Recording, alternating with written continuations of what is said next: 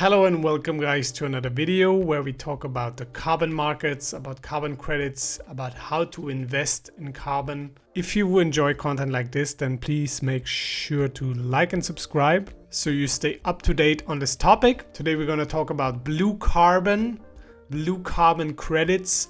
What is blue carbon? When we talk about blue carbon, we talk about coastal blue carbon. That is in particular mangroves, tidal salt marshes and seagrasses.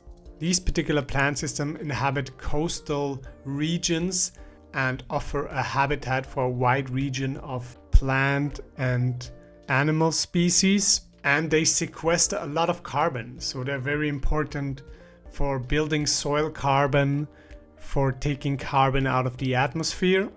And these regions are being threatened, especially mangroves. Shrimp farming is a big issue, so mangrove forests are being cut down to get replaced with shrimp farms.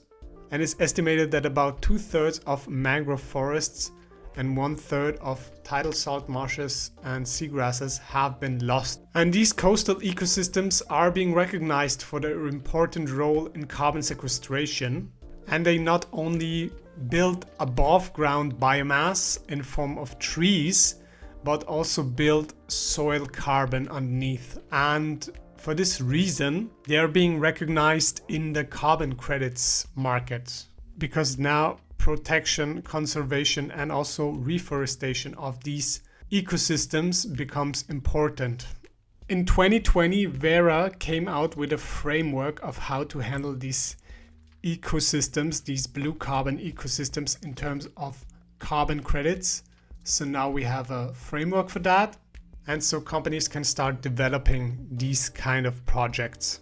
So what about the potential of blue carbon? Many people like Marin Katusa are very big on blue carbon as the #1 source of carbon credits when it comes to nature-based solutions. And if we look at some published papers, it is very clear why. Tidal coastal ecosystems sequester at least double as much carbon as forests, if not 5 times as much. On the top we can see boreal forest and tropical forest with the soil organic carbon and living biomass, and the 3 blue carbon coastal ecosystems underneath. And for comparison, when a boreal forest sequesters about 280 tons of carbon, because the unit here is megagrams of carbon, which is basically a metric ton.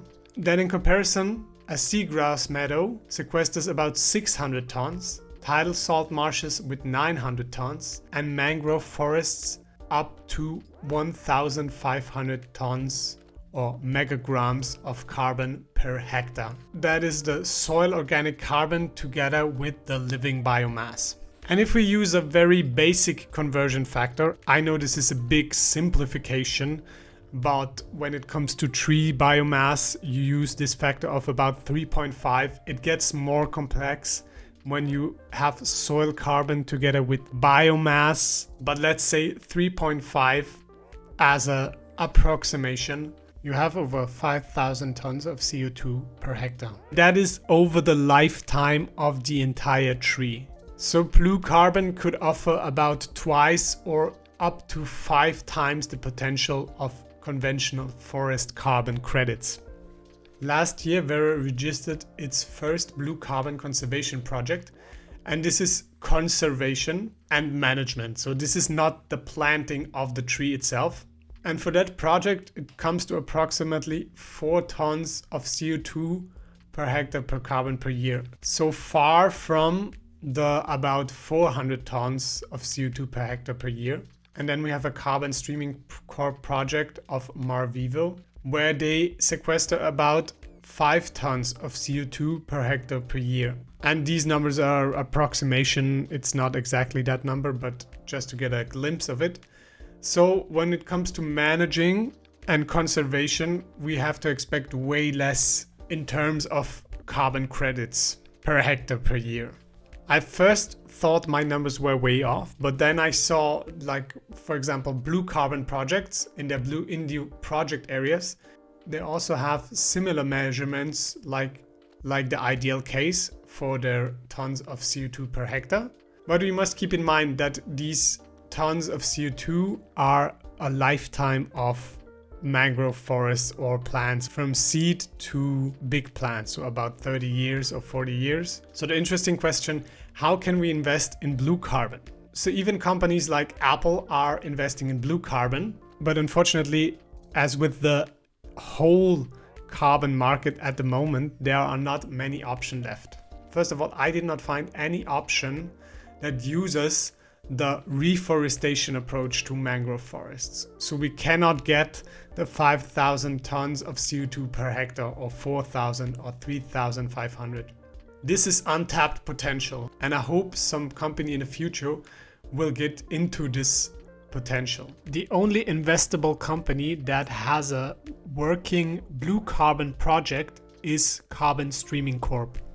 But do keep in mind that the Mar Vivo project is a conservation and management project. So at this moment, there are no other blue carbon companies for investment, according to my research. But maybe there will be more investment vehicles in 2022. If there are, you'll be the first to know on this channel. I do my research practically every day. Once again, take the chance to like this channel and subscribe. Also, as always, I want to have a conversation. What do you think about blue carbon? And maybe I've missed something. Did you find any other companies? I did not find any, but most of the time you people are smarter than me. So let me know in the comment section. Again, check out the Discord server and Facebook group, and please make sure to give this video a like as it helps support the cause. Thank you, and I will see you in the next video.